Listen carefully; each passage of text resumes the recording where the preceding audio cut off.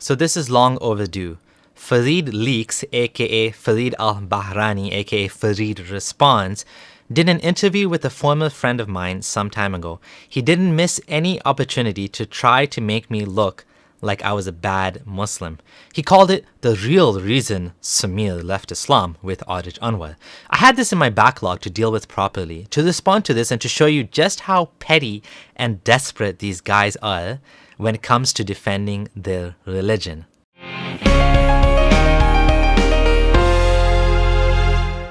This is your friendly ex-Muslim. I create videos reflecting on Islam and my thoughts as a former Muslim. Let's have a listen to what they have to say about me.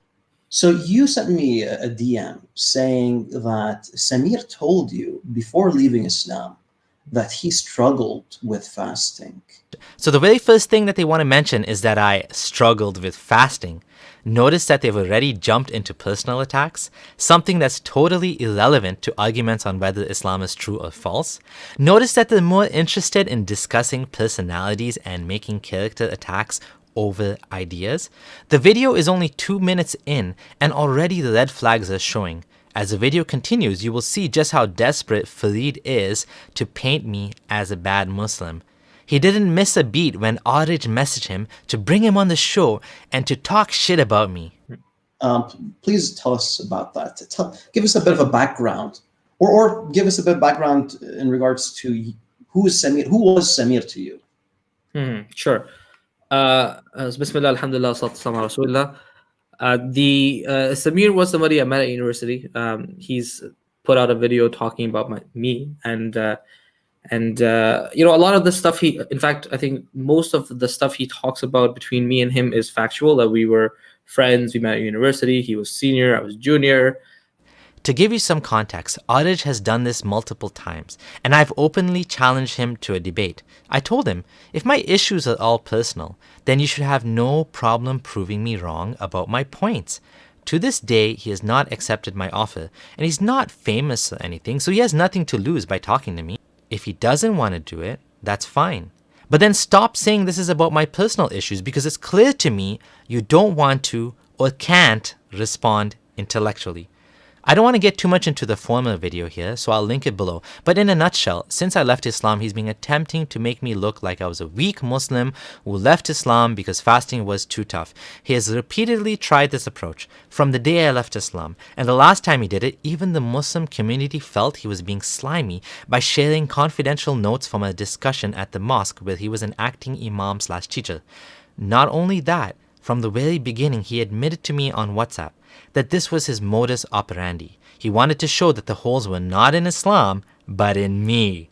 Kind of like the cult members of Nation of Islam who killed Malcolm X because he attacked the false prophet.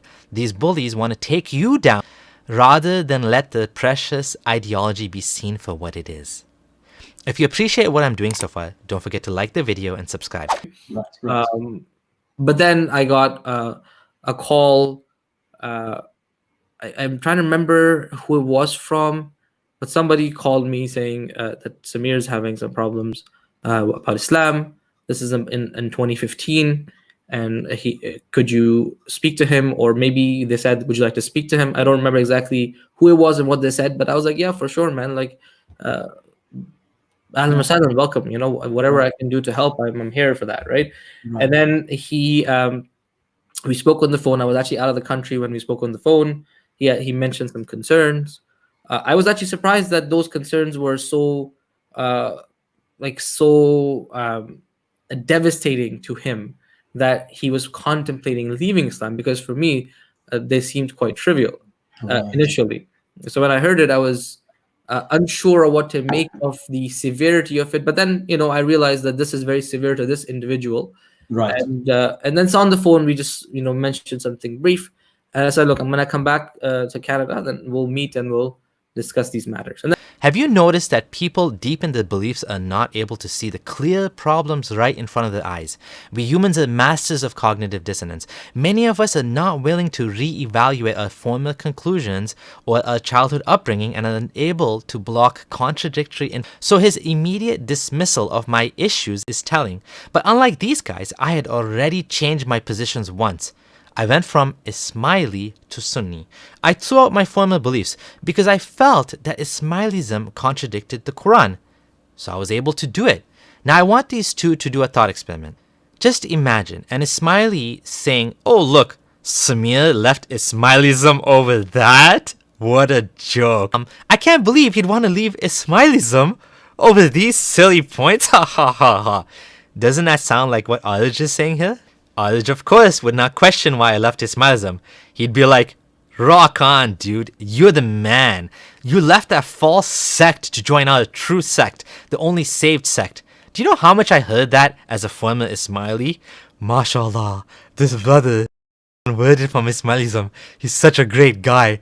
I love this guy. I look up to him so much. We should all be more like him. Look, he converted to Islam and he is so pious." This is what I used to hear. But when you leave Sunnism, oh no, he left for that reason? Objective people should try to take off their blinders and consider all claims, not just shrug them off because they don't like the sound of them. Consider that even your position may be false.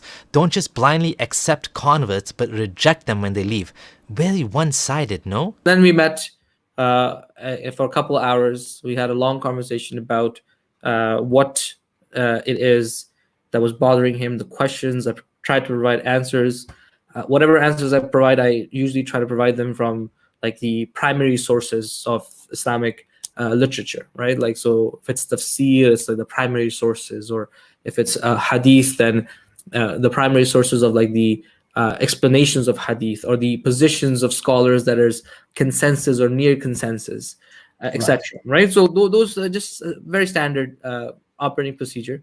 And I tried to provide answers, and some of those were like, I was like, look, that's a good question. I really don't know what this is, but whatever the answer would be here, I don't remember what issue specifically it was, but I said this is not like a particularly like core tenet of Islam, right? This is like a real like a secondary matter, and a secondary or tertiary matter isn't like necessarily the reason why a person abandons their faith. Right. Ah, even he admits, "I don't have all the answers, but it's not a big deal, bro. Just chill, bro. Not a big deal. So what if Muhammad did a bunch of terrible things and took away the rights of women, took away the rights of adopted children, and taught hatred of non-Muslims for 1400 years? Not a big deal that the Dhul Qarnayn story makes no sense, that he saw the sun setting in a murky pool, and that this sounds like a totally made-up story that just coincidentally matches another made-up story called the Alexander Syriac romance. Nah, it's not a core tenet of Islam. It's just a story in the Quran. Just believe in Allah and chill out, bro." Right, bro. But no, this is not how we should operate. If the religion has problems, that means it's not from God. Allah is Al-Latif, Al-Khabir, right? He knows the most subtle things about the universe. He is the creator of the binary star system and the galaxy and the universe and the living cell. Yet he makes mistakes in the Quran that a 12-year-old today wouldn't make. We need to expect better from Allah. Right. So as we're talking about this, that's when the issue of his struggles with the pillars of Islam came to the forefront.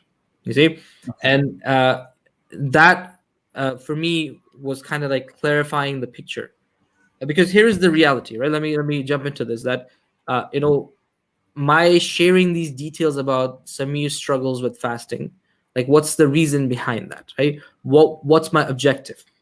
So the reason why he has to explain himself now is because he looks like a slime ball in bringing up things we discussed in private. And like I said, even many in the Muslim community told him off for this.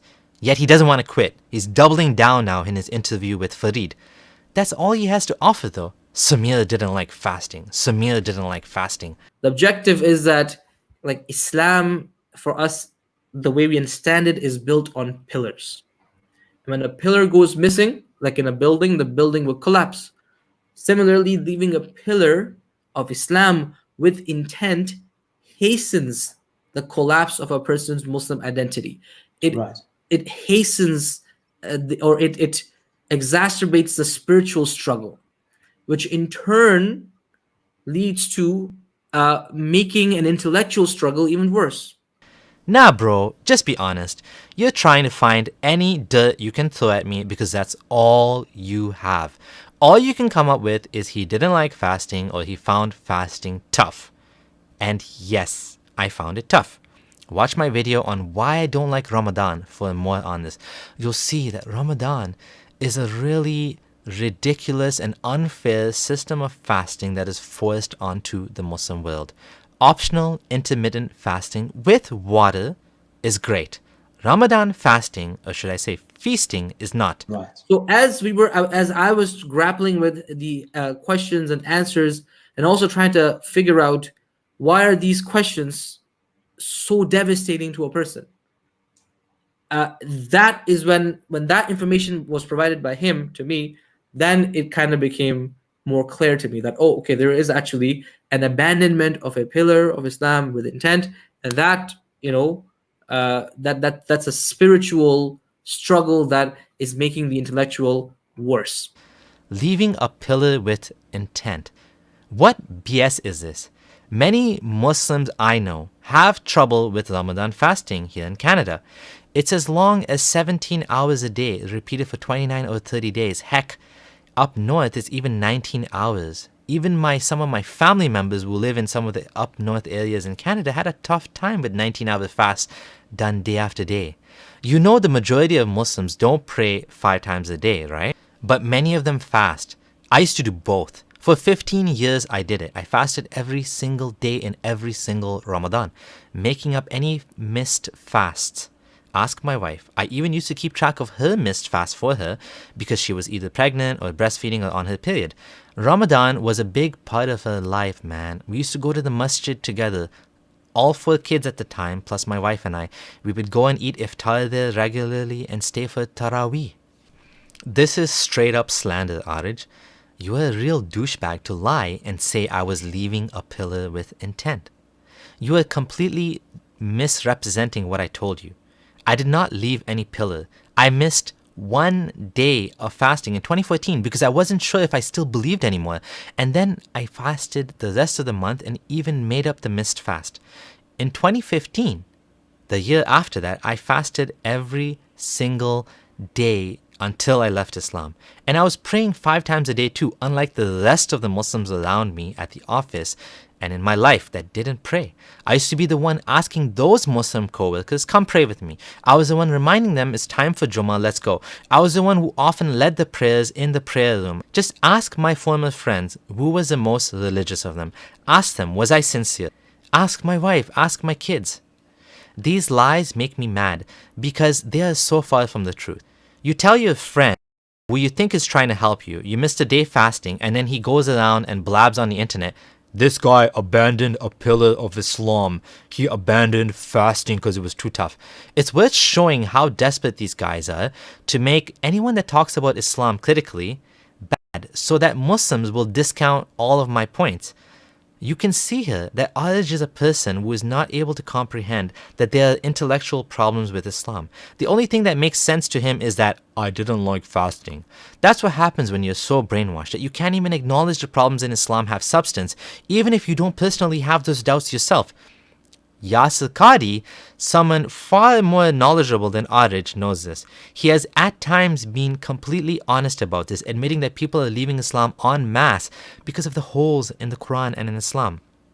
He has tried desperately to manufacture explanations to fix the holes, like saying Yajuj and Majuj, Gog and Magog, are zombies.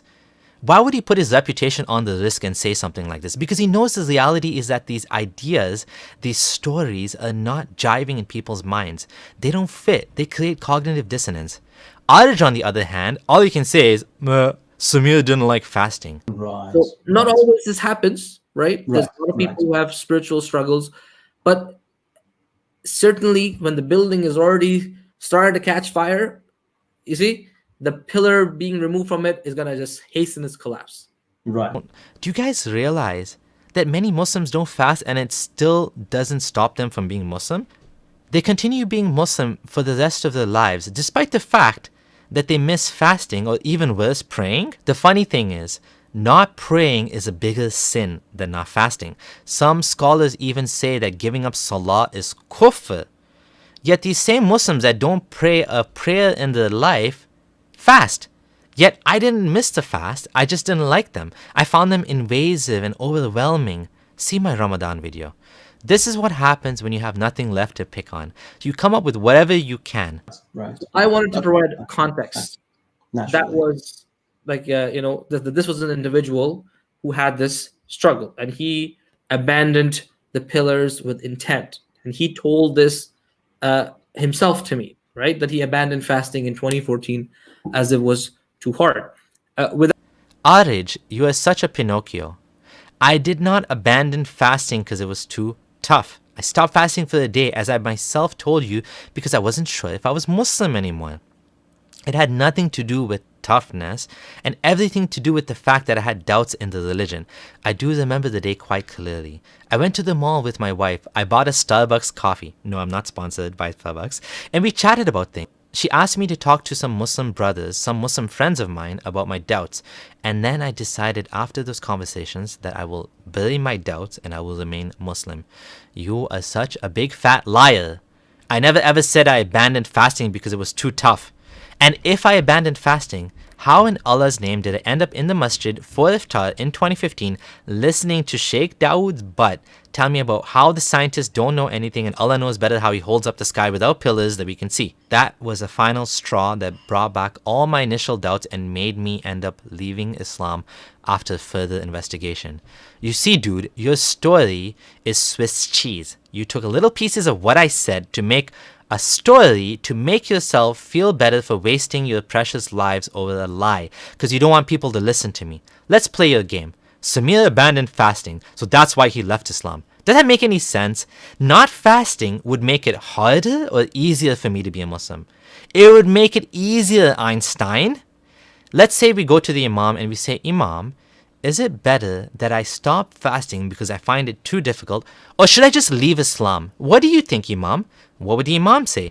Any reasonable Imam would say, okay, if you can't fast, then don't fast, but remain Muslim. Allah is merciful. Not fasting is a sin, but maybe one day you can make up for it. Maybe one day you'll get your Iman stronger. Would anyone tell you that not fasting is a sign that you should leave Islam or that'll make you leave Islam? It doesn't make any sense. Only a clown would say he missed fasting, he gave up fasting, so he became atheist.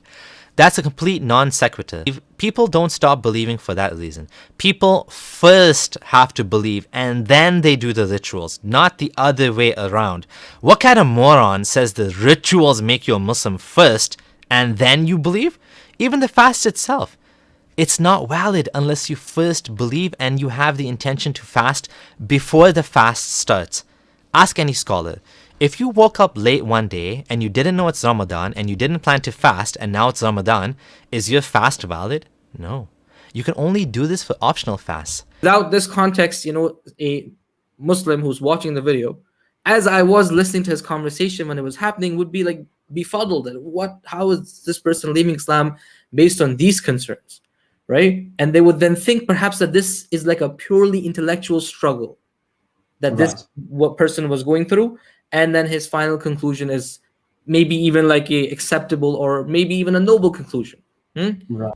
Now he admits it. If they can't find a way to slander me, people might consider that I was right about leaving Islam. That maybe it was even noble. But I would like to comment about that. yeah, please.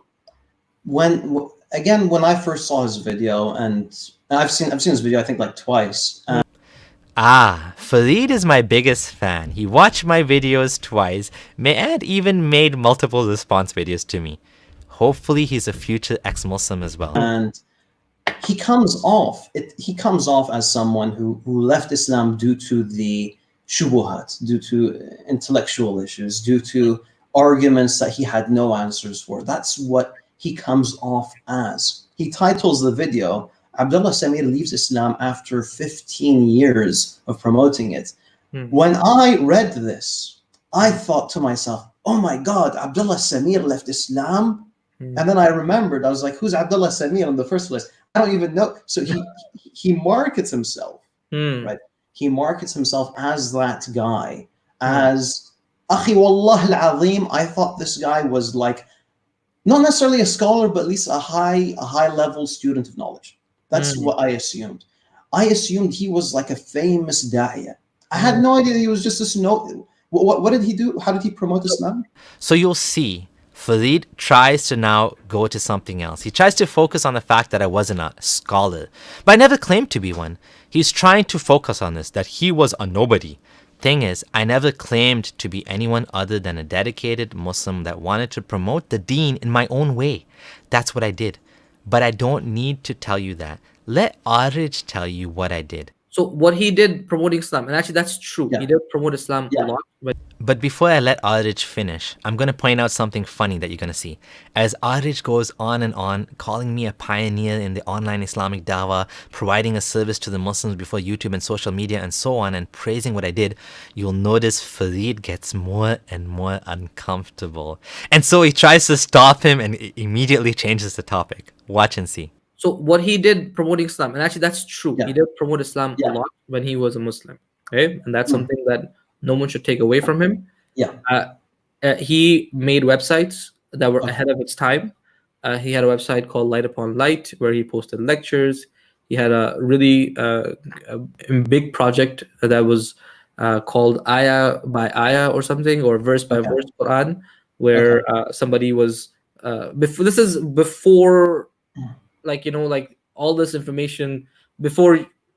I think before social media, right? Like before Instagram and before all the web apps that we see. Sorry, not Instagram, but all of the web apps that we see today. Before all of the web apps and before all of the phone apps, right? In that era where there was already YouTube and Facebook, and the net was expanding into web apps. So he made many websites that were to get that information out there, basically. Yeah, resources for Muslims. That's what it was. Resources like a collection of video lectures on a site dedicated, right? So I would like to add. Farid can't take Aarij praising what I did and had to change the topic back to doubts since his attempt to use Aarij to slander me didn't work here. So yes, I assumed that it was as you put it well. It's just a matter of him being influenced by the shubuhat and him being influenced by the doubts, and he built this narrative by marketing himself in that way. Yeah, and that's why we're even doing this, because akhi, seriously, some random guy who had a website, who put some lectures up. And that was good. It was good. I mean, it's a good thing to do. No doubt about it. Yeah, it was no doubt. However, he wasn't a student of knowledge. Not at all. He wasn't a student of knowledge. And you see, I don't want to like. I don't want to like be very frank about my opinion of him, but I don't have a high opinion of him. I have quite a low opinion of him. So I don't want to get into that. But it's very important to let audiences know, in my opinion, it's very important to let them know what led to this. Yes. And 1,400,000 views. There's sure, a lot of people rewatch a video, but I'm assuming there are 1 million unique views there. 1 million people saw that video. A lot of Muslims may have been influenced, and yes, there are Muslims who have been influenced by that video. People have saw that video, and that started to shake their faith, simply because this guy marketed himself as someone who was somebody, and he wasn't. So let's get back to the matter. Fasting. He struggled with fasting. There was another thing that I saw on his website. It's up on his website. And again, this isn't like some sort of personal thing. Abdullah Samir himself has the video up. I'm not exposing him or anything like that. This is something that you can find on his channel. Yeah. He has a clip of him talking about how talaq, the whole concept of talaq and the rules of talaq, that almost ruined his life. Because basically he divorced his wife 3 times on 3 separate occasions, and he was supposed to leave her. He knows that Allah subhanahu wa ta'ala has commanded Muslims that divorce their wives 3 times to leave them, and that's it. However, he chose to ignore that, and he decided to ignore the law of Allah subhanahu wa ta'ala. He decided to ignore the Sharia. He just said, hey, you know what? I feel like I know better. I don't want this thing to ruin my life. And you know what? I'm going to stick with this. And I do believe, I sincerely believe that this led him down a slope. And this plus the fasting and all that, I'm who knows, there may be some other things as well that had led him down this path. Okay, now the talaq issue. Yes, as he mentioned, I made a video about this, and this is actually a really big problem in Islam that puts the entire marriage of a couple at risk at the whims of a man's emotions. Even though I did say talaq multiple times, I decided that the love for my wife and being together was worth more than some words I said in anger.